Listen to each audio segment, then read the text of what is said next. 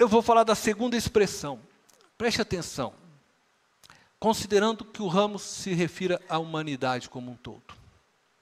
Eu quero desde já deixar claro uma coisa.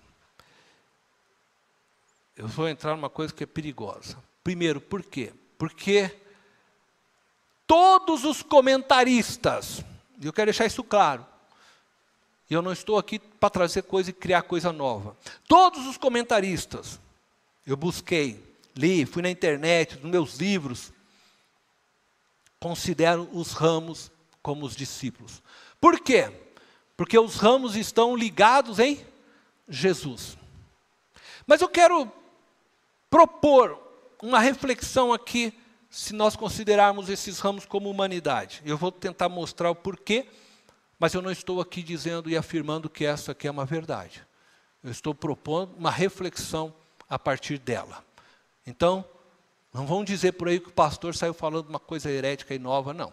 Eu estou propondo uma reflexão a partir disso. E aí nós precisamos ver se isso tem fundamento ou não. Então eu quero propor isso, uma segunda forma de interpretarmos este texto. E aí eu peço a Deus com muita humildade aqui, que Ele não me deixe falar heresias, nem distorcer nada do que está escrito. E se eu fizer, desde já, Senhor, eu te peço perdão, porque não é minha intenção. Minha intenção é trazer uma revelação da palavra de Deus e tentar entender o que Jesus estava de fato falando naquele momento da história. E isso é muito difícil para nós, porque nós estamos mais de 2000 anos daquele fato, mas tentando entender o que Jesus estava falando naquele momento. Eu penso que a palavra ramo, ela pode ser compreendida, talvez, como uma referência aqui à humanidade. Então, o que está acontecendo nesse diálogo? Para mim, Jesus está, primeiro, desconstruindo a imagem de que Israel é a videira. Ele está trazendo para si que ele é a videira verdadeira.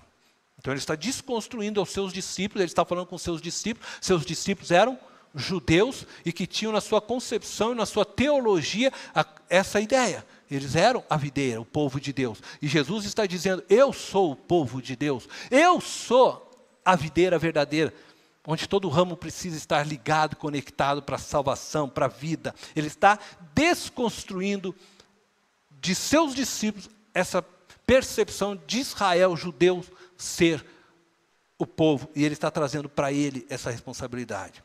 Essa é a minha primeira percepção desse texto. Segundo, porque a vida, de fato, ela não flui de Israel, mas dele. Eu sou a videira verdadeira. Israel não tem vida para dar. Eu sou a videira, eu tenho a vida para dar. Bom, aí eu quero ler com vocês João 15, versículo 5. Diz assim, eu sou a videira. Jesus faz essa afirmação, vocês são os ramos. Ele vira para os seus discípulos, ele está dizendo aos seus discípulos, vocês são os ramos. E aí ele diz, se alguém permanecer em mim e eu nele, esse dá muito fruto. Aqui para mim tem também algo que eu considero que deve ser pensado, e que nenhum comentário também eu encontrei. Bom, Jesus está dizendo aos seus discípulos, eu sou a videira, vocês são os ramos. Agora, o que ele está dizendo? Ele está dizendo de fato aos discípulos, como pelo fato deles estarem discípulos ligados, ou como discípulos ser humano?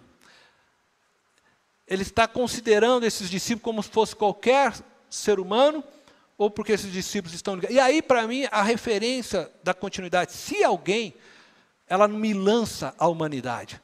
É como se ele estivesse dizendo a estes discípulos assim, olha, eu sou a videira, vocês seres humanos são os ramos. E se alguém permanecer em mim e eu nele, esse dá muito fruto. Me parece que quando ele lança a ideia de se alguém, e ele não fala isso só uma vez, no texto depois você pode ler, ele vai falar mais vezes, ele trata nesse sentido generalizado, e quando ele fala se alguém, me parece que ele está estendendo além de vocês, muito além de vocês, a qualquer um. Ele está dizendo que permanecer em mim e eu nele, esse dá muito fruto. Então ele estende as palavras dele, para mim, além de seus discípulos. Nesse sentido, o ramo que não permanece nele, o ser humano que não permanece nele, será cortado pelo Pai. E o ser humano que permanece nele, que guarda as suas palavras, então dará fruto. E é isso que me parece que Jesus está falando. Jesus, como a videira verdadeira, é o centro de onde toda a vida flui. Ele afirmou: eu sou a verdade, o caminho e a vida. Não existe vida fora de Jesus. Não existe. Todo ramo, isto é, se eu pensar no ramo como humanidade, todo ser humano e toda criatura na face da terra só tem vida porque é sustentada por Jesus.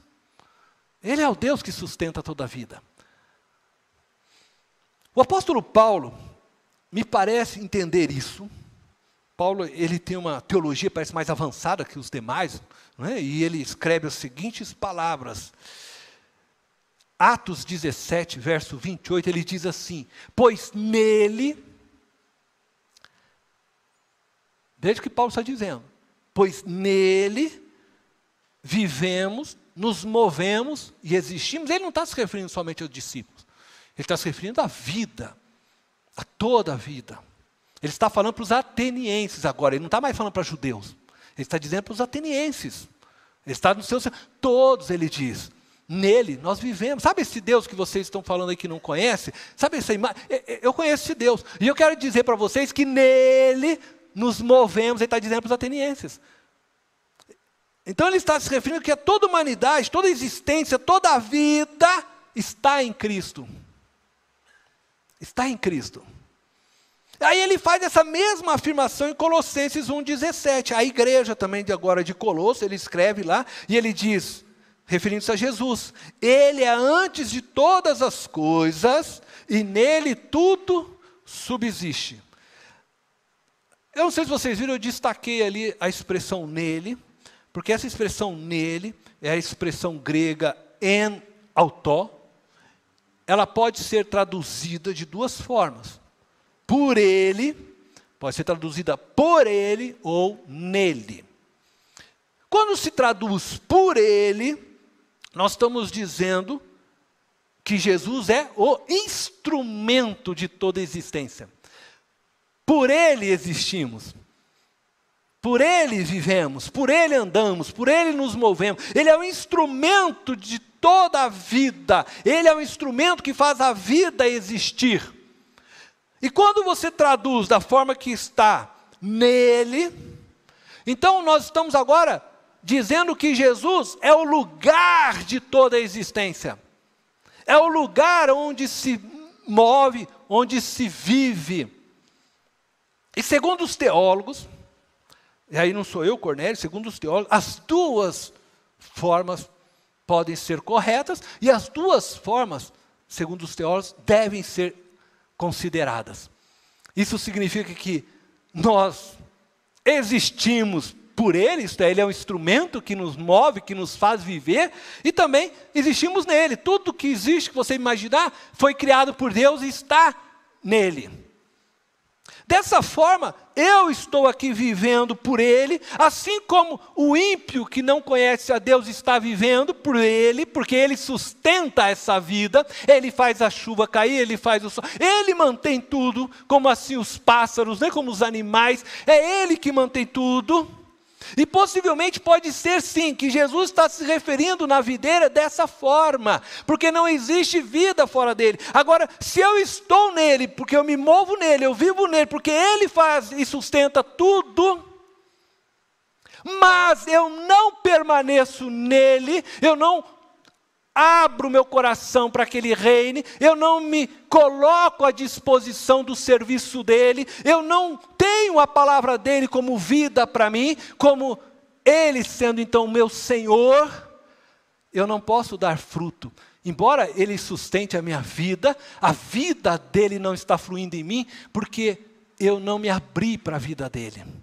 E aí o pai vem e corta, e você então vai ser lançado na morte eterna, né? No lago, segundo o livro de Apocalipse, a segunda morte. Entende? Pode ser então, por isso eu estou dizendo que talvez nós tenhamos sim essa possibilidade, embora, como eu disse, todos os comentaristas, eles tiram isso e querem apenas dizer que é cristão, né? É o crente, o ramo é o crente porque está ligado em Jesus. Mas talvez o que Jesus está dizendo é isso. E isso para mim vai de acordo com João 3, 17 e 18.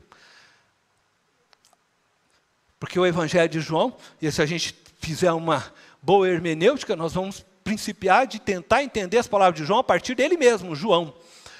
E João 3, 17 e 18, ele diz assim: pois Deus enviou o seu Filho ao mundo, não para condenar o mundo, mas para que este fosse salvo por meio dele. Quem nele crê, não é condenado.